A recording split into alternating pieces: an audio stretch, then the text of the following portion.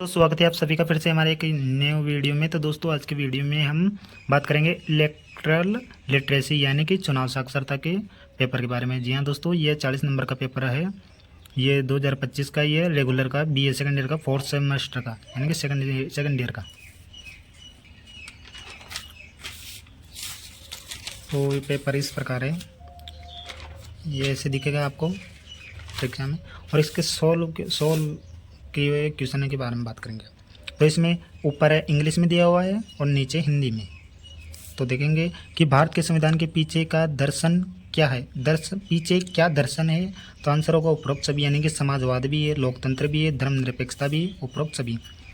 तो question number 2 पर है, संविधान का कौन सा भाग इसके दर्शन को दर्शाता है। तो आंसर होगा प्रस्तावना। प्रस्तावना में ही ये सब कुछ दिया हुआ है, जो हमें मौलिक अधिकार भी दिया हुआ है, मौलिक कर्तव्य भी दिए हुए हैं। प्रस्तावना जो कि भारत का संविधान है उसके कौन से भाग को दर्शाता है, प्रस्तावना दर्शाती है। क्वेश्चन नंबर 3 पर होगा दोस्तों, सार्वभौमिक वैश्विक मताधिकार का अर्थ होता है प्रत्येक वैश्विक नागरिक के लिए मतदान का अधिकार। यहाँ पर तीसरा, ये चौथा। भारत में चुनाव के लिए कौन सा अनुच्छेद प्रावधान करता है। तो अनुच्छेद होता है अनुच्छेद 324 है। क्वेश्चन नंबर 5 होगा यहाँ पर, निर्वाचन क्षेत्रों का आरक्षण किन समूह के लिए प्रदान किया गया है। तो आंसर होगा अनुसूचित जाति और अनुसूचित जनजाति के लिए।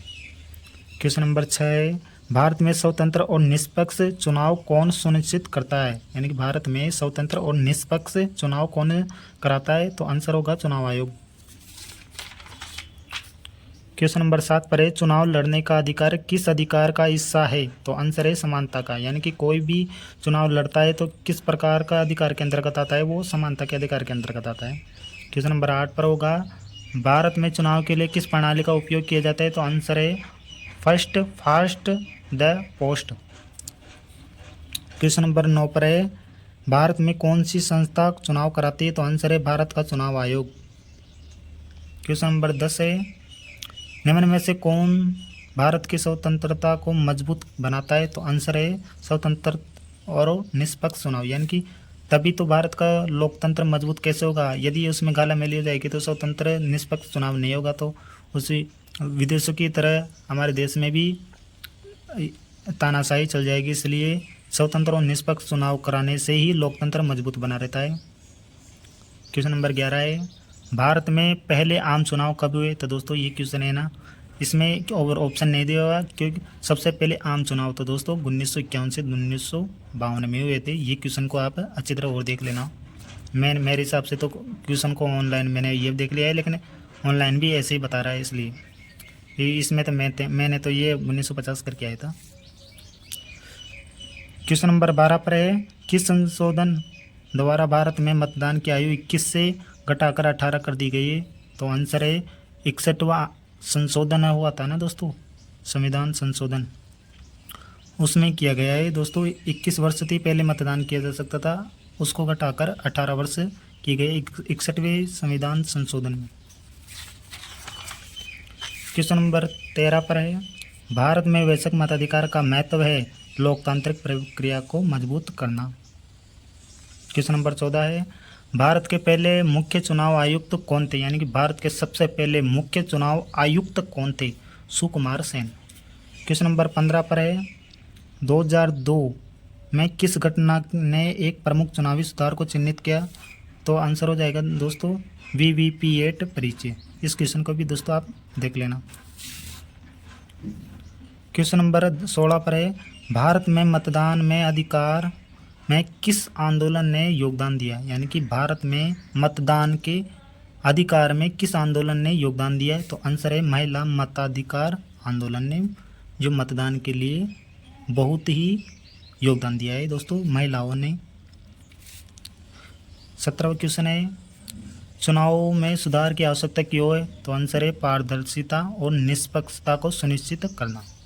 क्वेश्चन नंबर 18 पर है, कौन सा मुद्दा आमतौर पर अनुचित चुनाव से जुड़ा है। तो आंसर है धांधली और बूथ कैप्चरिंग। क्वेश्चन नंबर 19 की बात करेंगे हम, ये वाला इंग्लिश का है, ये वाला। किस संस्थान ने नियमित रूप से चुनाव सुधारों की सिफारिश की है? चुनाव सुधारों में की सिफारिश की है, यानी चुनावों में सुधार की सिफारिश की है, उसमें चुनाव में सुधार निरंतर हो उसकी सिफारिश सुप्रीम कोर्ट ने की है।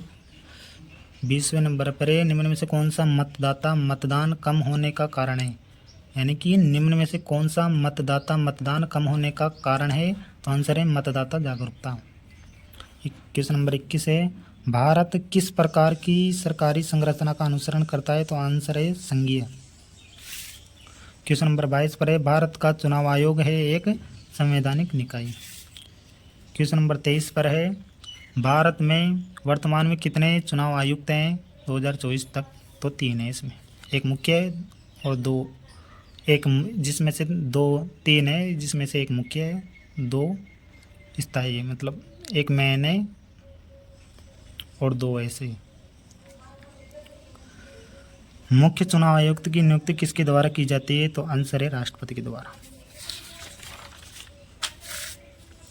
इनमें से कौन सा चुनाव आयोग का कार्य नहीं है? तो आंसर है चुनाव सांसदों को हटाना।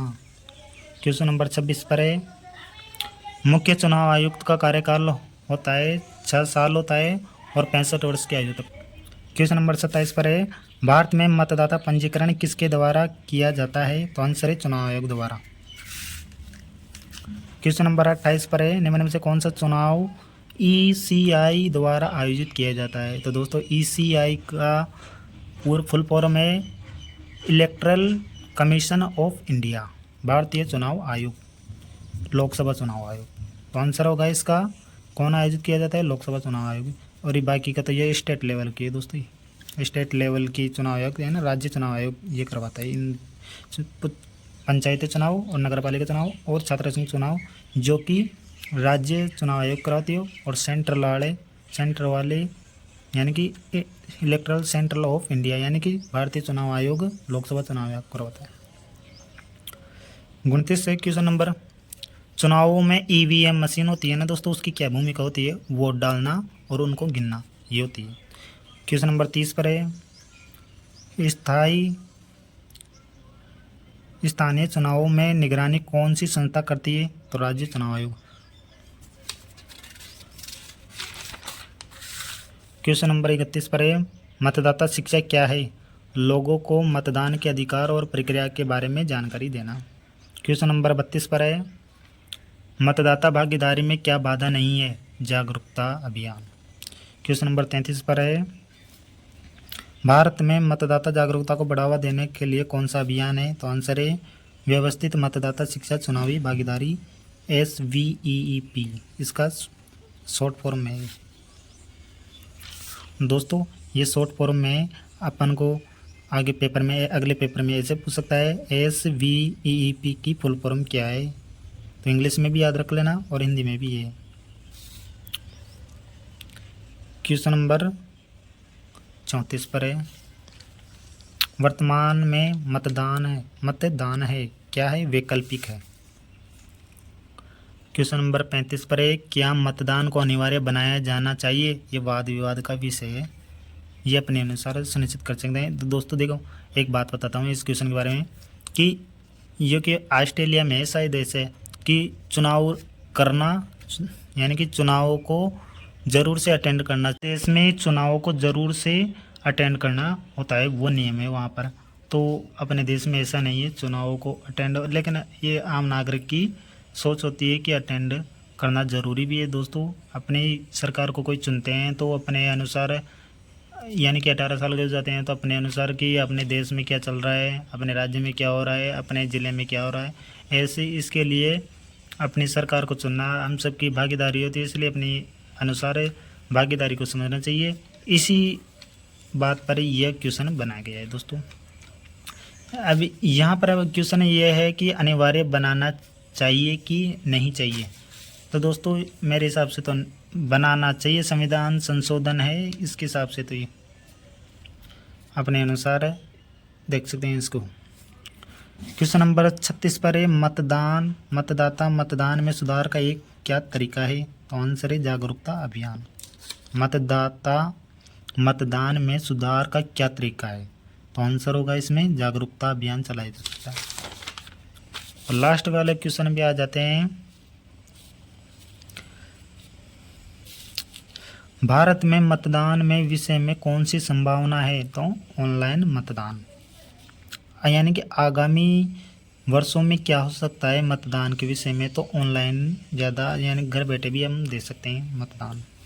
शहरी क्षेत्रों में किस समूह की मतदान दर सबसे कम है? तो आंसर होगा युवा पीढ़ी कम ध्यान देती है शहरों में मतदान करने के विषय में।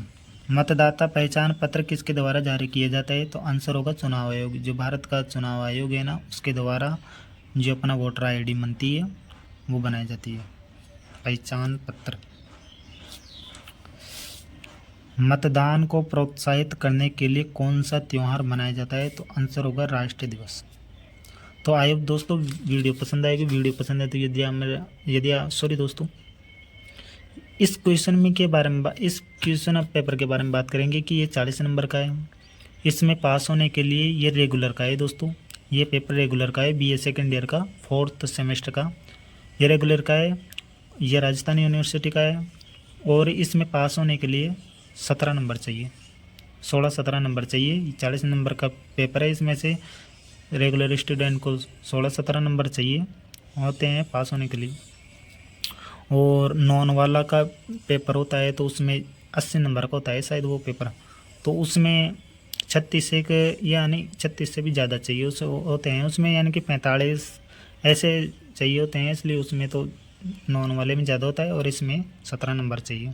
तो आइए अब दोस्तों वीडियो पसंद आएगी। वीडियो पसंद आए तो यदि आप हमारे चैनल पर पहली बार विजिट करते हैं हमारे चैनल को भी सब्सक्राइब कीजिए। धन्यवाद दोस्तों।